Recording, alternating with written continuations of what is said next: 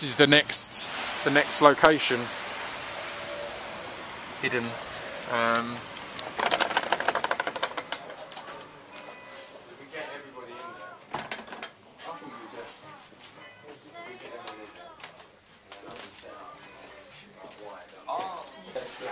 Oh yeah. Have a little camera. Nice. Enjoy the show. Hello. Okay. Hello, how's it going? Yeah, good. You might want to get a shorter people at the front, and we're all piling in this tiny little space. So come in and squeeze in. If it gets too tight, we'll move around a bit. I'm going to stand on a stool though. So everyone is that alright? It was intimately depressing, wasn't it?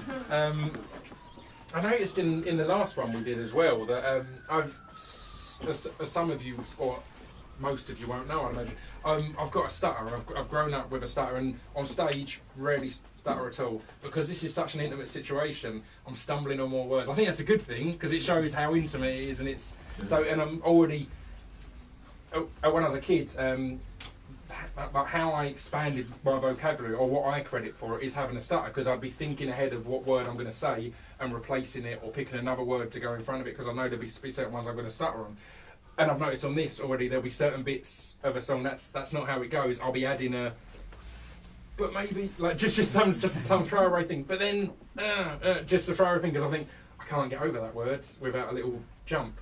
Which isn't. This is now a weird therapy lesson that we're just that we're just having. This next one, I've got some costumes for. And I feel really shit because they're really cheap and old and tatty. We're in this amazing hat shop. I looked around. They're relevant to the characters I'm going to do. And I feel bad putting these. Look at the state of this. It's all got water stains. I feel bad putting this rubbish on, surrounded by such quality. But yeah, anyway. It's not really rubbish. Are you filming now, Tom? It's my dad's company that made that hat. I can't be on camera slagging it off. It's different. It's just different. It's not rubbish. It's just different. And I've had it a long time in my bag. Oh, I'm going to get in trouble with my dad now. I'm going to get told off. Anyway, this is called Angles. Things in life aren't always quite what they seem. There's more than one given. I should explain first. Hang on. It's going to be all different characters. I forgot to explain it in the last one, so I finished the first character, and people were like, the end?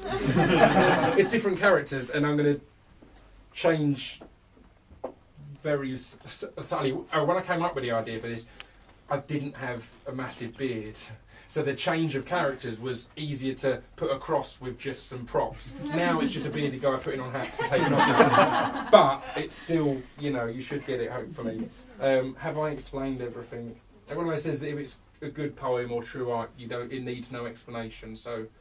Enjoy this piece of shit. Things in life aren't always quite what they seem. There's more than one given angle to any one given scene. So bear that in mind next time we try to intervene on any one given angle, on any one given scene. My name is Mark.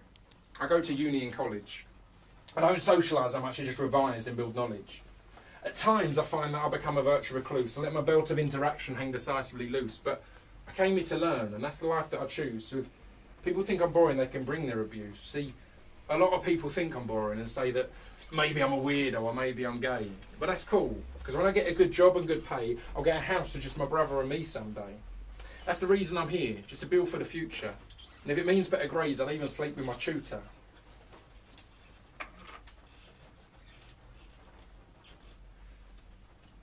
My name is Paul.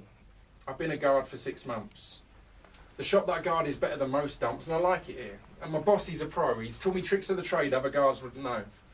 He taught me in this game there's some rules you've got to bend. And not to forget these thieving pricks ain't your friends. An appearance is key because there's a message to send, but above all it's your fellow guards you defend. The other day, my boss was stabbed by some low-life psycho. He's in hospital now, so every night that's where I go. He's on the brink. He's showing no fear though, because if he dies there, he'll be dying a hero.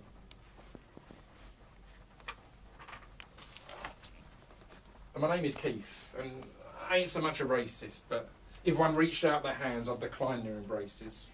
I work security in a shop in charge of 5 other guards. Got all the respect because I run this shit hard. I nicked one kid today. He didn't show enough respect and attention, so I grabbed him by his neck. That's my own form of redemption. I do no real harm, just make sure that it hurts. It ain't going by the books, but believe me, it works. Then I send him on his way. This little shit knows the score now. instill a little bit of fear, and he won't darken my door now. That's what I do, stop these kids from decline, do what their parents wouldn't do, put down some boundaries and lines.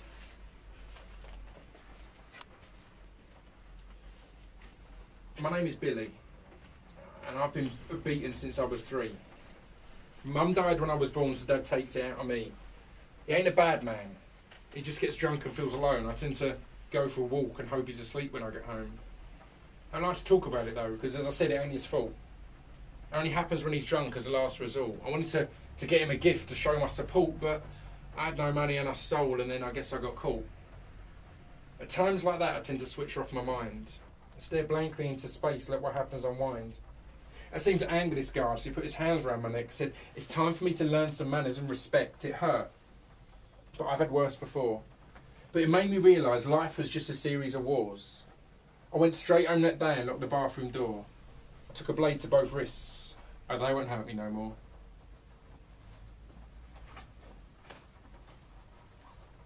My name is Mark, and today I was told my brother was dead. I returned from uni and burst into tears on his bed. Under his pillow I found his suicide note, and I read what happened that day and what fucked up his head. The anger I felt right then, there were no words to express. Filled up with so much rage there was no way to digest. I grabbed a knife and went to town. It was time to regress, but to an eye for an eye, last breath for last breath. I went straight to the counter and said I'd like to speak. To the guard that nicked my brother on Tuesday of this week. As the girl went through the door and disappeared out of sight, put my hand in my pocket, gripped the knife tight, this was it. As soon as she pointed me out to the guard, my hand began to shake to hold the knife so hard. As he approached me, there was nothing to say. I stabbed that fucker 8 times before they could take me away. Things in life aren't always quite what they seem. There's more than one given angle to any one given scene. So bear that in mind next time you try to intervene on any one given angle, on any one given scene. Cheers.